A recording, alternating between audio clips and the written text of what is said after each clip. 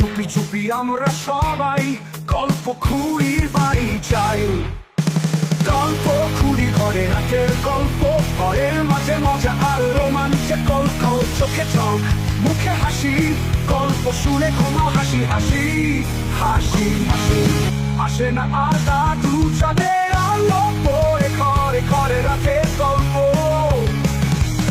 নতুন দিনে আবার হবে গল্প উৎসব,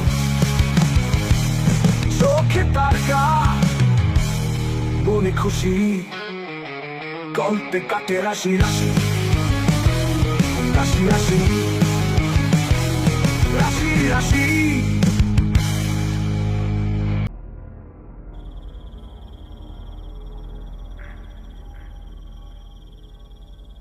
মাঝরাতে কুয়াশা ভরা অন্ধকারের মধ্যে খড়গ হাতে ধীরে ধীরে নিজের বাড়ি থেকে বেরিয়ে পড়েছে একটা মানুষ। শীতের সন্ধ্যায় খগেন বুড়ো নিজের বাড়ির দাওয়ায় বসে হুঁকোতে ভুড়ুক ভুড়ুক তামাক টানছে আর মাঝে মধ্যেই খ্যাক খ্যাক করে কেসেই চলেছে। একসময় এই গ্রামের অনেক বড় গুণিন ছিল খগেন বুড়ো, কিন্তু তারপর গুণিনগিরি ত্যাগ করে এই বয়সের চাপে পড়ে মানুষটা যেন কাহিল হয়ে পড়েছে। খগেন বুড়োর নাতি মাধব বাড়ির উঠোনে কয়েকটা কাঠে আগুন ধরানোর উপক্রম করছে। এই বাড়িতে ওরা দুজনেই থাকে, বাকি বাড়ির সদস্যরা সবাই অনেক আগেই পরলোকে পাড়ি দিয়ে দিয়েছে। দাদু, এই আসো আসো, আগুনের তাপ নেবে আসো। এই ঠান্ডায় আগুনের তাপ নিলে শরীরের জট একেবারে ছেড়ে যাবে, বুঝেছো?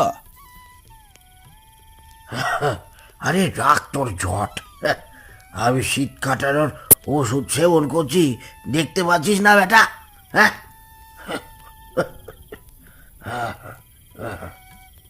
ওই ছাইপাশ খাওয়ার থেকে এই আগুনের তাপ নেওয়া অনেক ভালো। তোমায় কে বোঝাবে বলো তো দাদু? কি বোঝাবুঝির কথা হচ্ছে দাদু নাতির মধ্যে?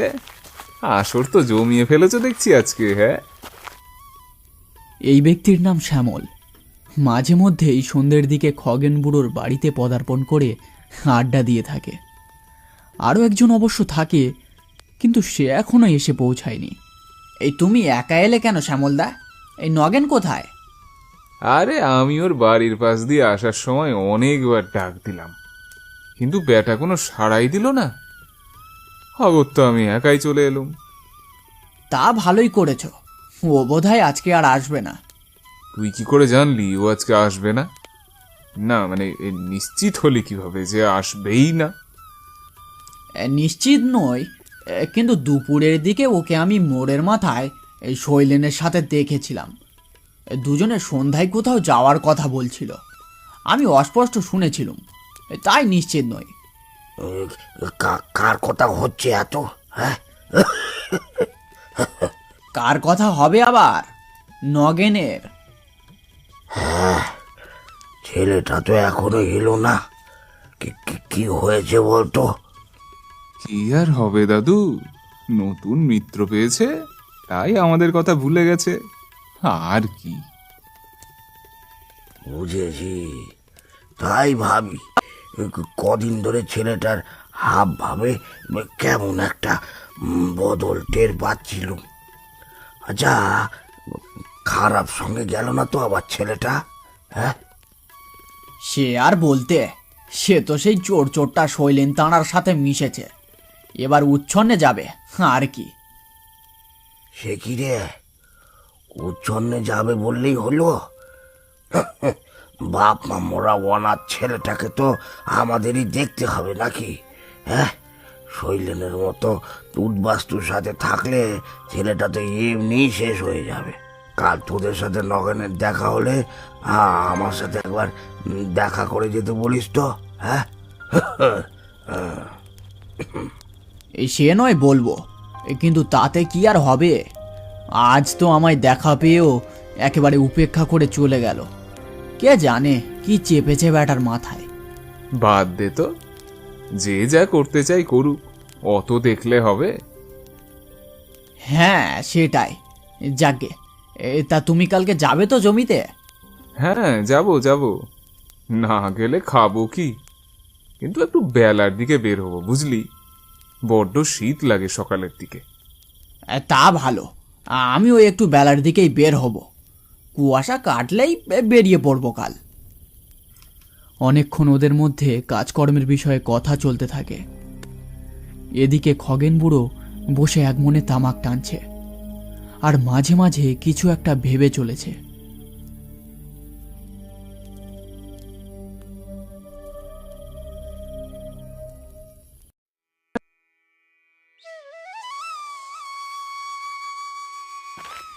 কুয়াশা কাটিয়ে সূর্যের তাপ গায়ে পড়তেই মাধব কোদাল কাঁধে বেরিয়ে পড়ে নিজের জমির দিকে।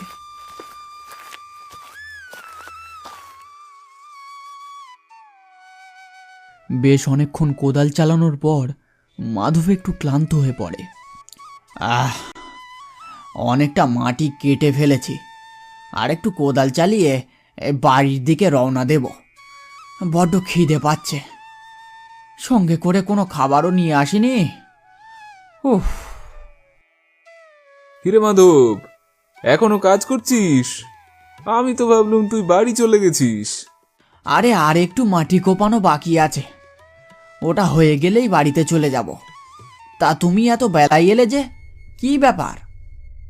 আরে বেরিয়েছিলাম তো কুয়াশা কাটার কিছুক্ষণ পরেই, কিন্তু রাস্তায় আসার সময় ওই মোড়ের মাথায় নগেন আর শৈলেনের সাথে দেখা হয়ে গেল। বুঝলি, দেখি ওই শৈলেন বেটা কালো বস্ত্র ধারণ করে বসে আছে, আর নগেন তার ওই দেহরক্ষীর মতো দাঁড়িয়ে আছে। ব্যাপার কি জানতেই এত দেরি হয়ে গেল। কি বলছো হে, এ তো ভারী আজব ব্যাপার। কেন রে, তুই আসার পথে দেখিসনি ওদেরকে? আরে আমি তো আজ মোড়ের মাথা দিয়ে আসিনি, এই উল্টো দিকের বড় গাছতলার পাশ দিয়ে যে রাস্তাটা, ওই রাস্তা দিয়েই এসেছি। কি করে দেখবো? তা ভালো, বাড়ি ফেরার সময় মোড়ের মাথা দিয়ে যাস, হয়তো এখনো বসে আছে ওরা। পাগলের কীর্তি দেখতে পাবি, ভূত চেপেছে যত মাথায়। যাই রে, অনেক কাজ পড়ে আছে জমিতে। আচ্ছা।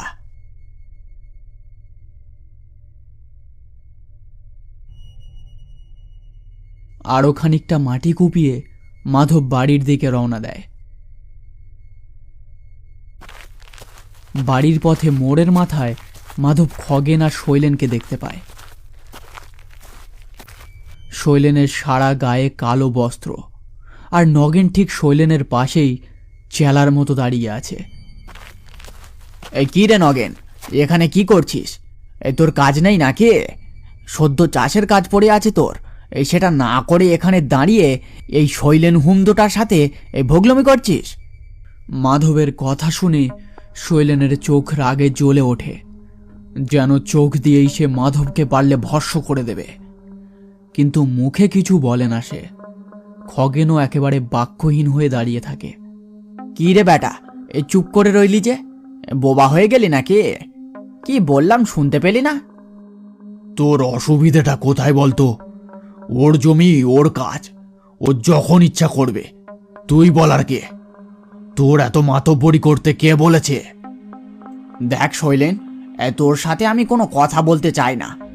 আমি আমার বন্ধু নগেনের সাথে কথা বলছি। এর মধ্যে তুই নাক গলাতে আসলে তোর নাক ফাটিয়ে দেবো একেবারে। চোরটা উদ্বাস্তু কোথাকারে। আমি ভালোই বুঝতে পারছি তুই নগেনকে ভুলিয়ে খারাপ কাজের দিকে নিয়ে যাওয়ার মতলবে আছিস। সেটা আমি কিছুতেই হতে দেব না। চুপ কর তো, অনেকক্ষণ থেকে ভুলভাল বকে চলেছিস। বাড়ি যা, মেলা মাথা গরম করিস নে, যা দেখি। নগেনের মুখ থেকে এই কথাগুলো শুনে মাধব একেবারে অবাক হয়ে যায়। এ কোন নগেন? এ তো তার বন্ধু নগেন নয়। এমন ব্যবহার সে তো কারোর সাথে করে না। তাহলে হঠাৎ কি হয়ে গেল নগেনের? কিরে, এখনো এখানে দাঁড়িয়ে আছিস যে বড়? যা না এখান দিয়ে, কেন ভিড় বাড়াচ্ছিস? এক্ষুনি লোক জড়ো হবে এখানে নিজেদের সমস্যার সমাধান খুঁজতে। শৈলেন গুরু তাদের সমস্যা দূর করবে। তুই বেকার এখানে দাঁড়িয়ে ভিড় বাড়ানোর আগে পালা দেখি। মাধব নগেনের উপর প্রচণ্ড রেগে গিয়ে বলে ওঠে, পাগলামির একটা সীমা থাকে। যাকগে, দাদু তোর খোঁজ নিচ্ছিল, পারলে দেখা করে আসিস, না হলে চুলোয় গিয়ে মরিস, দেখতে আসবো না। হ্যাঁ। বলেই তারপর সেখান দিয়ে হন হন করে হেঁটে চলে যেতে থাকে মাধব। কিন্তু শৈলেনের মুখে তখন এক অজানা কুটিল হাসি খেলছে। এই হাসি নিশ্চয়ই খারাপ কিছুর ইঙ্গিত হতে চলেছে।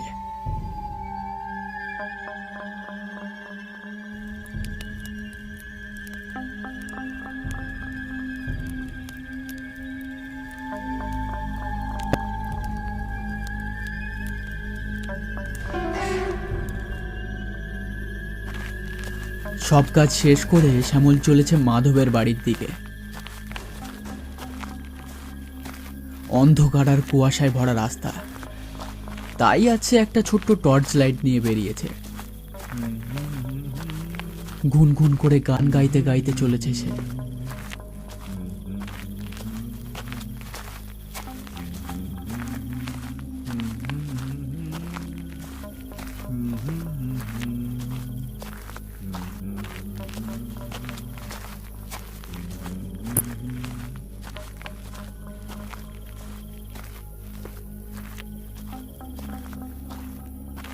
হঠাৎ রাস্তার পাশের ঝোপঝাড় দিয়ে অস্বাভাবিক কিছু একটার আওয়াজ শুনতে পায় শ্যামল। আওয়াজটা শুনে সেখানেই দাঁড়িয়ে যায় সে। তারপর পিছনে ফিরে ঝোপের দিকে তাকিয়ে দেখে অন্ধকারে একটা লাল চোখ ঠিক ঝোপের উপরে বেরিয়ে আছে, আর তার দিকেই তাকিয়ে আছে। এতক্ষণ মনে হয় কিছু একটা খাচ্ছিল সে। শ্যামল হাতে ধরা টর্চ লাইটের আলো ফেলে ঝোপের দিকে। তৎক্ষণাৎ চোখটা মিলিয়ে যায়। দৃশ্যটা দেখে শ্যামলের গা ছমছম করতে শুরু করে। ভয়ার্থ কণ্ঠে শ্যামল বলে ওঠে, কে কে ওখানে? আচমকা ঝোপের মধ্যে দিয়ে মুখে কাপড় বাঁধা একজন লাঠি হাতে ঝাঁপিয়ে পড়ে শ্যামলের উপর।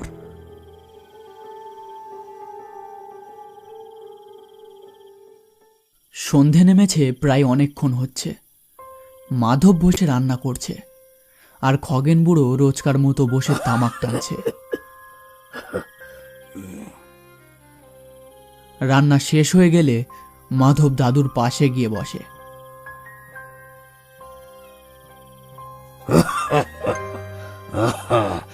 জমির কাজ কতটা এগোলো রে নরেন? হ্যাঁ, আমাকেও হাত লাগাতে হবে নাকি?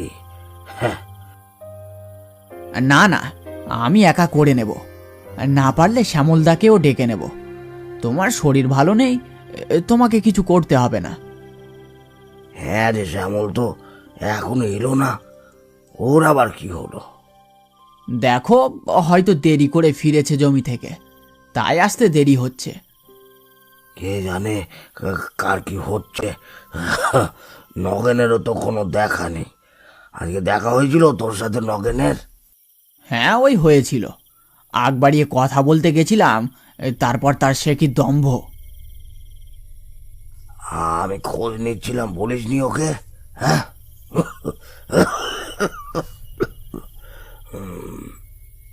বলেছি বলেছি, বাদ দাও তো ওর কথা। ওর কথা শুনলেই কথাটা শেষ করার আগেই মাধব থেমে যায়। তারপর এক দৃষ্টিতে তাকিয়ে থাকে বাড়ির উঠোনে থাকা খেজুর গাছের দিকে। খেজুর গাছের পিছন দিয়ে একটা লাল জ্বলন্ত চোখ উঁকি মারছে। দৃশ্যটা দেখে মাধবের চোখ দাঁড়িয়ে যায়। সে আচমকা বলে ওঠে, কে কে ওখানে? কেউ কি মারছে? শ্যামল নাকি? তাকাস না ওদিকে মাধব। চোখ বন্ধ করে ফেল, চোখ বন্ধ করে ফেল। মাধব এই কথাটা শুনে প্রথমে অবাক হয়ে যায়, তারপর ব্যাপারটা বুঝতে পারে। দাদু হয়তো কোনো খারাপ শক্তির আভাস পেয়েছে, তাই এমনটা বলছে। আমি সন্ধ্যে থেকেই এমন কিছু একটার উপস্থিতির সংকেত পাচ্ছিলাম। আমার ডান চোখটা সন্ধ্যে থেকেই লাফাচ্ছিল। একটা আসন্ন বিপদের আভাস মনে হয়েছিল, কিন্তু সেটা এত তাড়াতাড়ি টের পাওয়া যাবে বুঝতে পারিনি। কোন আসন্ন বিপদের কথা বলছো দাদু? আমি তো কিছুই বুঝতে পারছি না। আর ওই জ্বলন্ত চোখটাই বা কার ছিল?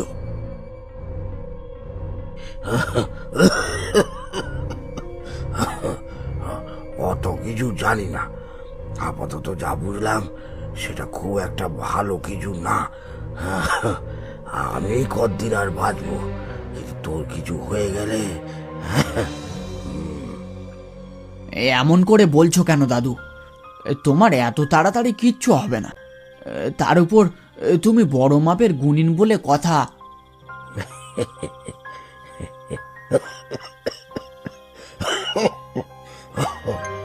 বয়সটা তো কম হলো না রে বাপ। তার উপর কদিন থেকে কাশির টানটাও বেড়েছে। কখন কি হয়ে যায় কে বলতে পারে। আর গুণিনগিরি তো কবে উড়ে গেছে, তার বিদ্যে আর কতই বা পেটে আছে বল। ঢাকার মধ্যে শুধু ভালো খারাপের ইঙ্গিতটাই বুঝতে পারে, এই যা।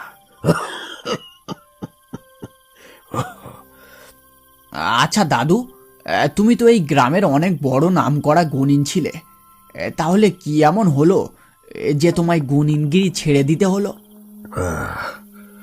গুণিনগিরি নিজে থেকে ছাড়া যায় না, সময়ের সাথে সাথে আয়ত্ত করা গুণিন বিদ্যা নিজে থেকেই আয়ত্তের বাইরে বেরিয়ে যায়। আমার কোনো লোভ ছিল না, আমি মানুষের বিপদ আপদে সবসময় পাশে থাকার চেষ্টা করেছি, কিন্তু কিন্তু একটা ঘটনার পর গুণিন বিদ্যাটা যেন ধীরে ধীরে আমার আয়ত্তের বাইরে চলে যেতে থাকে।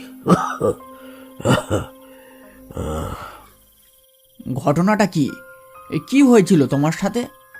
না রে, আজ থাক, পরে একদিন বলবো খন।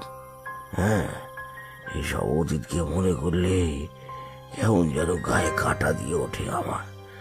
ওহ, কি বিভৎসই না ছিল সেই ঘটনাগুলো, কত দুঃখ কত কষ্টই না পেয়েছে আমার সব থেকে আপন একজন।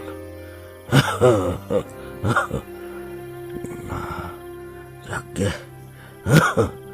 পরে একদিন বলবো খন তোকে, আজ আজ আর ওসব কথা নিয়ে আলোচনা করা ঠিক হবে না। দাদুর দিকে এক দৃষ্টিতে তাকিয়ে থাকে মাধব, কিন্তু আর কোনো প্রশ্ন করে না, শুধু হালকা করে মাথা নেড়ে সম্মতি জানায়। খগেন বুড়ো বাঁশের খুঁটিটার উপর হেলান দিয়ে অন্যমনস্ক হয়ে যায়। মাধব লক্ষ্য করে দাদুর চোখে জল, কোনো এক ব্যথাকৃষ্ট অতীতের কথা ভেবে তার দাদু এখনো কষ্ট পেয়ে যাচ্ছে। এই গল্পের দ্বিতীয় এবং অন্তিম পর্ব খুব শীঘ্রই আসবে আমাদের চ্যানেলে। গল্পটি দেখতে হলে চ্যানেলটি সাবস্ক্রাইব করে বেল নোটিফিকেশনটা অন করে রাখতে হবে। গল্পটির অন্তিম পর্বের কাজ ইতিমধ্যে শুরু করে দেওয়া হয়েছে, তাই বেশি দেরি হবে না। আজকে এই পর্যন্ত, খুব শীঘ্রই আবার দেখা হবে। ধন্যবাদ।